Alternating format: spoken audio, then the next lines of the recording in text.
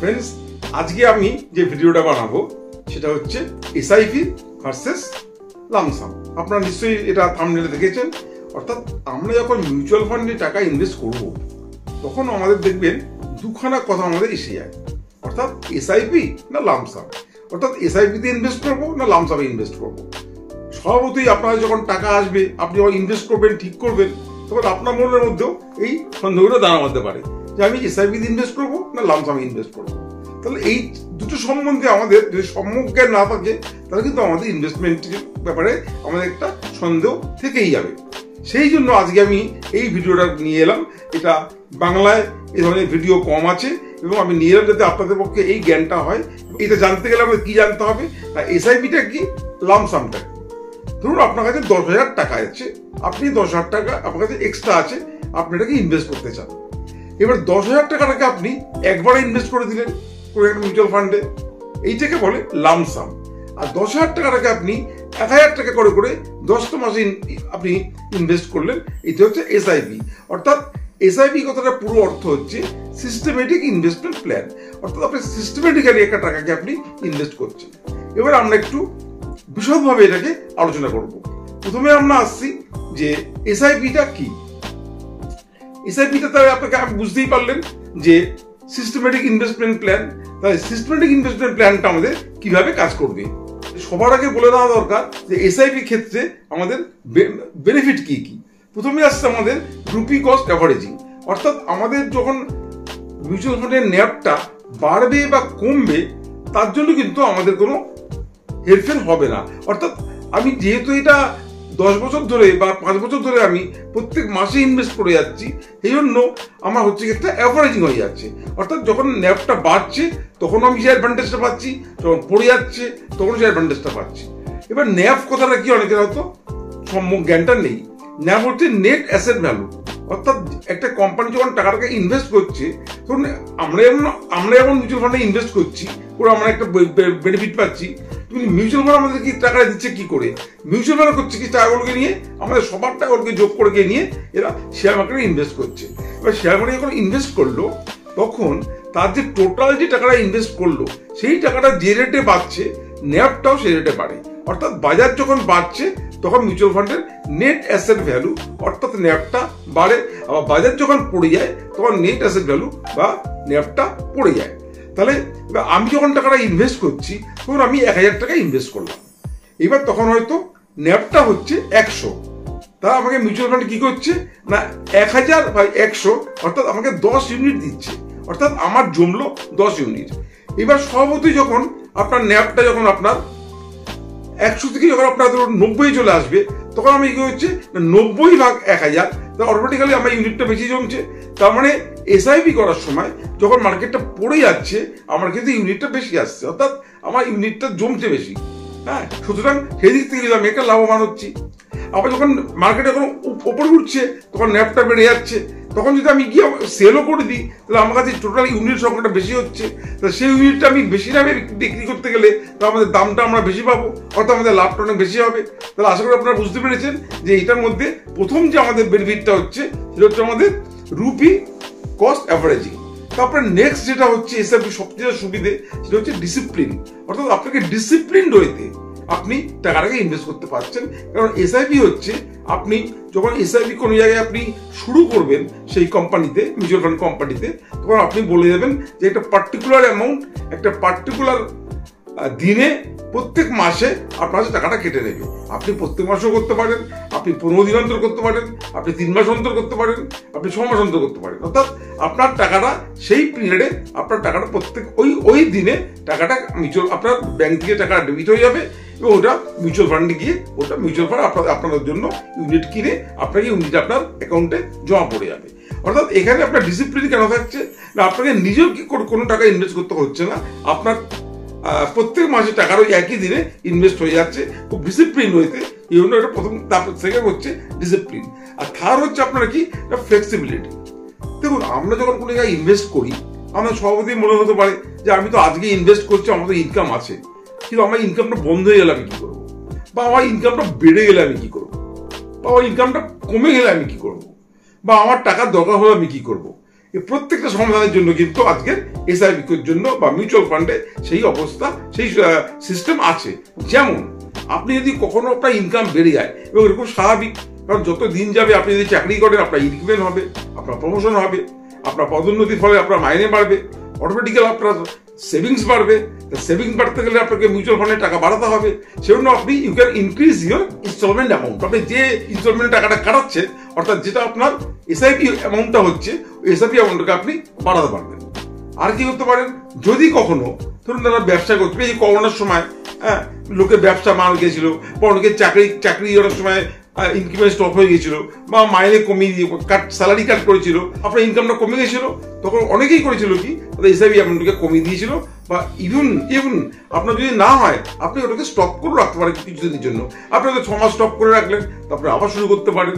ফলে আপনি বাড়াতে পারছেন, কমাতে পারছেন, স্টপ করতে পারছেন। এমনকি খুব মজার ব্যাপার হচ্ছে, আপনার যখন টাকা দরকার পড়বে, আপনি কিন্তু টাকা তুলতেও পারবেন। ইভেন টাকা তুলতে পারবেন মানে আপনি পার্টি তুলতে পারবেন, আপনি পুরোটাও তুলতে পারবেন। আপনার যেরকম টাকা দরকার আপনি সেরকম টাকা আপনি রিডিম করে টাকাটাকে তুলতে পারবেন। তাহলে বলুন তো কি সুন্দর সিস্টেম এই এসআইপি সিস্টেমে। আর এসআইপিতে আপনার কি হচ্ছে না, এসআইপিতে যাদের রেগুলার ইনকাম আছে তাদের জন্য এসআইপি হচ্ছে সবথেকে ভালো সিস্টেম। অর্থাৎ সবার কাছে শুধু এককালীন টাকাটা আসে না, অর্থাৎ আমাদের সবারই একটা, যারা আমরা ফ্যামিলি ম্যান বা আমরা যারা সংসার চালাই, সবারই একটা তো সংসার চালানোর জন্য তাদের ইনকাম আছে। সেই ইনকাম থেকে আপনার যে টাকাটা আপনার খরচা হচ্ছে না, সেটাকে আপনি এসআইপি করে দিচ্ছেন। অর্থাৎ একটা রেগুলার ইনকাম থেকে আপনি এসআইপি করতে পারছেন। আর এসআইপি সবার জন্য আছে, কারণ আপনি মাসে মাত্র 500 টাকা দিয়েও আপনি এসআইপি শুরু করতে পারেন। সুতরাং অবশ্যই ইনভেস্ট করুন, কারণ আপনি যদি আপনার ইনভেস্টমেন্ট জার্নি শুরু না করেন, আপনি তো কোনোদিনই আপনার ডেস্টিনেশনে পৌঁছতে পারবেন না। অর্থাৎ আপনার গন্তব্যস্থলে পৌঁছতে গেলে আপনাকে ইনভেস্টমেন্ট শুরু করতেই হবে।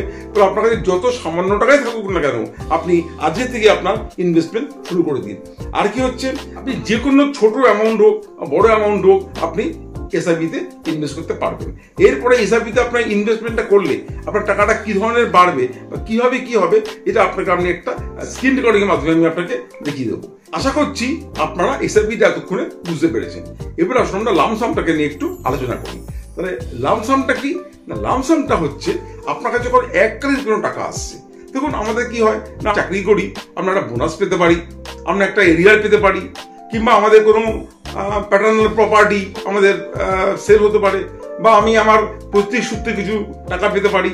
হ্যাঁ, অর্থাৎ যে কোনো ধরনের একটা লামসাম টাকা, একটা বড় অ্যামাউন্ট টাকা আপনার কাছে আসবে, তখন আপনি কি করবেন বা কিভাবে ইনভেস্ট করবেন, এই কথাটা কিন্তু অনেকেরই মাথায় আসে। রিসেন্টলি আমাকে কয়েকজন হোয়াটসঅ্যাপ করে জানতে চেয়েছে যে লামসাম ইনভেস্টমেন্টটা কি করে করবো, সেটা একটু আমাদেরকে বলে দেবেন। অর্থাৎ লামসামটা আপনার মূল কথা হচ্ছে যে লামসাম ইনভেস্টমেন্টটা আপনি যখন মার্কেটটা একটু তলার দিকে থাকবে তখন করলে আপনার সব থেকে বেশি লাভ। সেটা কতটা লাভ সেটা আমি আপনাদের স্ক্রিনের মাধ্যমে দেখিয়ে দেবো, আপনারা ওটা দেখবেন। আর লামসামটা এখন কথা হচ্ছে যে আমরা বুঝবো কি করে মার্কেটটা তলায় আছে। এর জন্য সব থেকে বড় কথা হচ্ছে পি চার্ট, অর্থাৎ প্রাইস টু আর্নিং চার্ট। এই পি চার্ট দেখে আমরা বুঝতে পারবো যে আমাদের মার্কেটটা ওভার ভ্যালুড না আন্ডার ভ্যালুড, না আমাদের ঠিকঠাক বা ফেয়ার ভ্যালু আছে, সেই বুঝে আমরা এটাকে আমরা ইনভেস্ট করব। আর একটা কথা আপনাদের বলে রাখি, এটা খুব গুরুত্বপূর্ণ কথা, লামসাম টাকা যারা ইনভেস্ট করবে, অনেক সময় হয় কি মার্কেট পড়ে যাওয়ার জন্য আপনাদের নেগেটিভ রিটার্নও আসতে পারে, কিন্তু একদম ভয় পাবেন না। সেই নেগেটিভ রিটার্ন থেকে গিয়ে আপনাকে কোথায় গিয়ে মার্কেট চলে যাবে আপনি বুঝতেও পারবেন না। এইটা আপনাকে স্ক্রিনের মাধ্যমে দেখাবো, আপনারা দেখে নেবেন।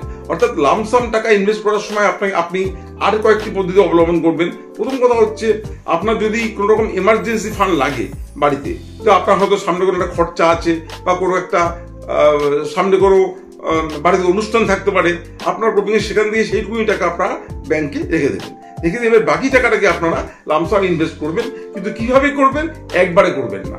কারণ মার্কেটের কথা বলা যাচ্ছে না, মার্কেট যদি ওপরে থাকে সেখান থেকে তলায় আসতে পারে, যদি তলাও থাকে সেখান থেকে আরো তলায় আসতে পারে। ওই জন্য এই টাকাটাকে আপনারা 5টা ভাগ করে নেবেন।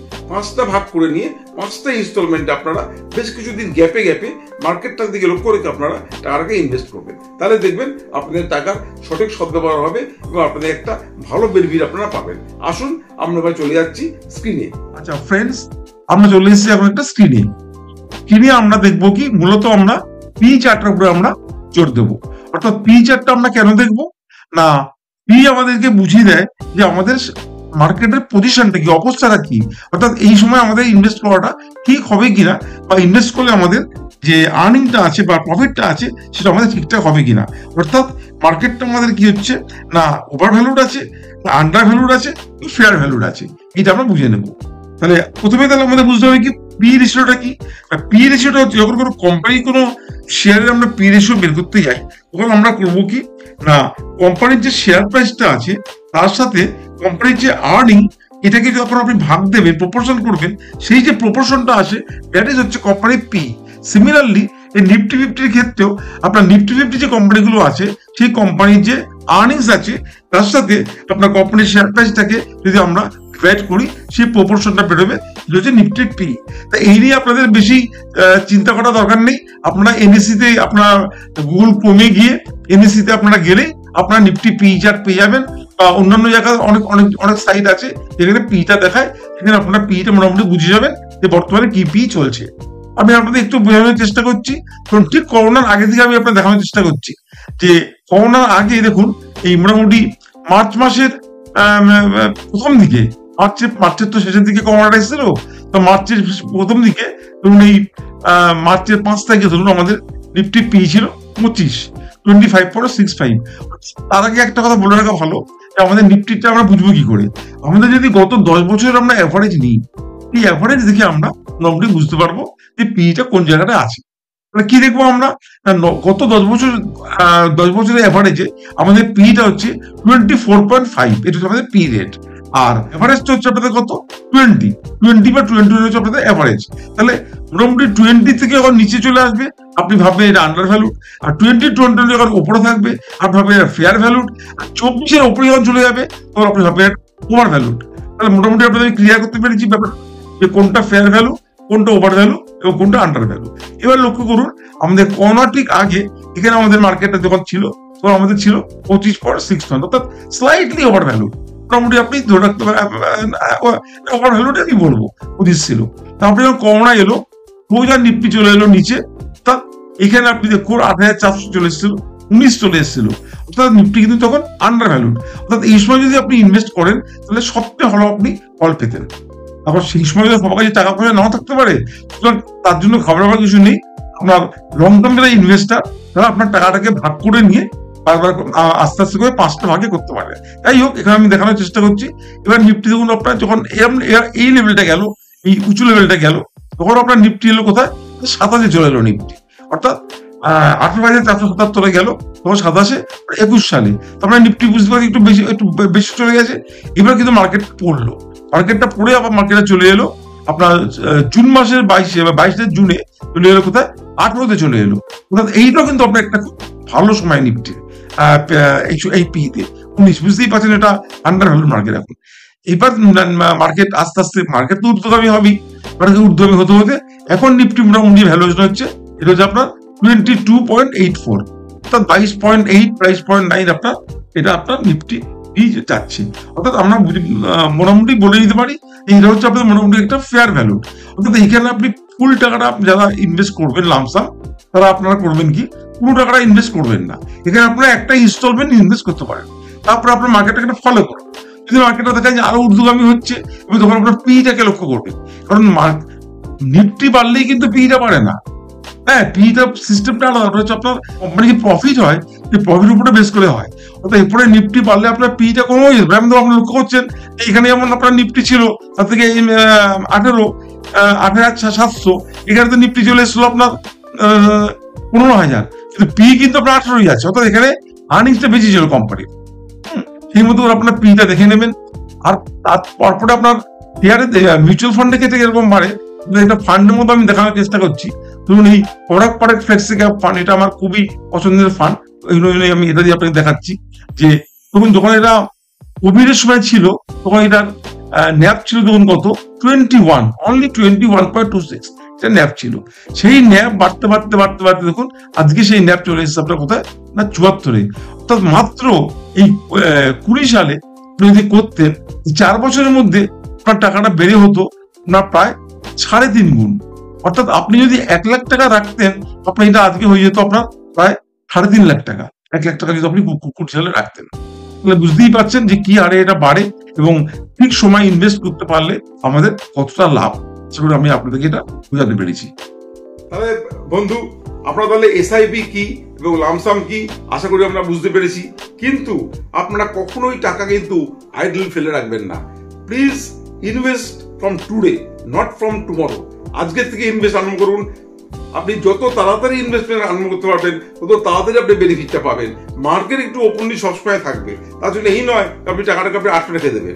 আপনার আজকের থেকে আমি বলবো, আপনারা যারা ভিডিওটা দেখছেন তারা কালকের থেকেই আপনারা হয় এসআইপি না লামসাম আপনারা শুরু করে দিন। কারণ ইনভেস্টমেন্ট যত তাড়াতাড়ি করবেন আপনি আপনার রিটার্ন কিন্তু তত আপনি বেশি পাবেন। টাকা আপনাকে রেখে দিই আইডল রেখে দিলে কোনো লাভ নেই, সেই টাকা আপনার একটুও বাড়বে না এবং সেই টাকার ভ্যালু কিন্তু আপনার দিনের পর দিন কমে যাবে। সেজন্য আজকে থেকে ইনভেস্ট করুন এবং আগামী দিনে আমি আরো অনেক ভিডিও নিয়ে আসছি। আমার এই চ্যানেলটা করার উদ্দেশ্য হচ্ছে বাঙালি ছেলেমেয়েরা উদ্ভূত হয় এবং তারা জানতে পারে এবং ইনভেস্টমেন্ট কি, ইনভেস্টমেন্ট করলে কতটা লাভ হবে সেটা তারা জানতে পারে। আমি প্রত্যেকটা ভিডিও বানাচ্ছি, আপনার ভিডিওগুলো লক্ষ্য রাখুন। আগের ভিডিওগুলো যারা দেখেননি তারা ভিডিওগুলো দেখবেন প্লিজ, এবং ভিডিওগুলো দেখে আপনাদের কি মনে হচ্ছে বা আপনারা কি ভিডিও বানালে আপনারা আরো বেশি উপকৃত হবেন আপনারা আমাকে কমেন্ট করে প্লিজ জানাবেন। আর ভিডিওটা ভালো লাগলে অবশ্যই আমার চ্যানেলটাকে সাবস্ক্রাইব করবেন এবং আপনাদের যারা নিয়ার অ্যান্ড ডিয়ার আছে তাদেরকে আপনারা এটা শেয়ার করবেন এবং লাইক তো একটু অবশ্যই দেবেন। এটা আমি আপনার কাছে আশা করছি। শুভরাত্রি, ভালো থাকবেন, নমস্কার।